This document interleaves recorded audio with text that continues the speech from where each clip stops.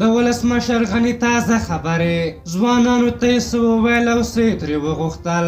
ګرانو لیدونکو السلام علیکم. ولسمشر غني د ځوانانو نړیوالې ورځې په لمانځ غونډه کې چې په ار کې جوړه شوې وه ګډونه وینا وکړه.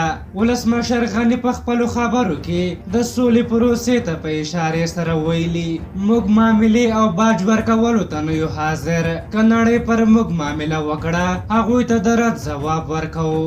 نوموړی وایي کله چې موږ د ځوانانو اجماع له ځان سره لرو او د ټولنې لویه برخه زموږ په څنګ کې ولاړه وي له هېڅ شي ویره نه لرو. هغه یو ځل بیا په جمهوري نظام کې د طالبانو د ادغام په خبره تاکید وکړ.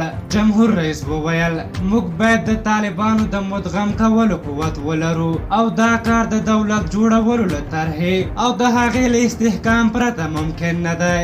د دولت جوړولو معنا دیکتاتوري نه ده بلکې د ولسواکۍ پیاوړتیا ده. جمهور رئیس له ځوانانو وغوښتل چې له هېواده بهر د ځوانانو له اتحادیو سره خپلې اړیکې ایجاد کړي او هغوی ته د رقیب په سترګه ونه ګوري. غني وایي له هېواده بهر افغانان ستاسې لپاره ستره پانګه ده. جمهور رئیس غني وویل د افغانستان ځوانان یو بودي او محدود کېدای نشي. باید بیلابیلو ابعادو ته فکر وکړي.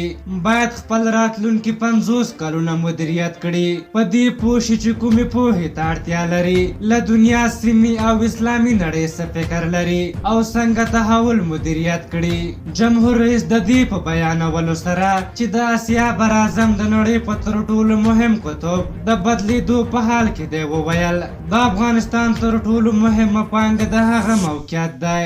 له دې اړخه زموږ نوی نسل باید خپلې اړیکې وپېژني او هغه مدیریت کړي. هغه زیاته کړه د هغه زحمت هیله چې له تاسې څخه لرم هغه موخې ته د رسېدو زحمت دی. جمهور رئیس وویل زه ستاسې د ځوانانو هم نسله نه یم اما ستاسې هم فکره یم. دا چې پوهه د تغییر په حال کې ده هغه رشتې چې تاسې یې ټاکئ باید د افغانستان له پانګې سره اړیکه ولري.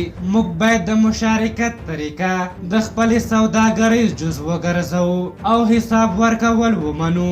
جمهور رئیس دې ته په اشارې چې موږ د نړۍ یو له شتمنو هېوادونو څخه یو خو متاسفانه د سوالګرو مفکوره لرو وویل له ګدایۍ باید راووځو او پر نړیوالې همکارۍ خپله اتکا مدیریت کړو. پر خپل ځان د اتکا حس ولرئ او ملا مو ټینګه وتړئ. په هر حال تاسو د ولسمشر غني د دغه خبرو په هکله څه نظر لرئ خپل نظرونه م راته په کومنټ کې ولیکئ.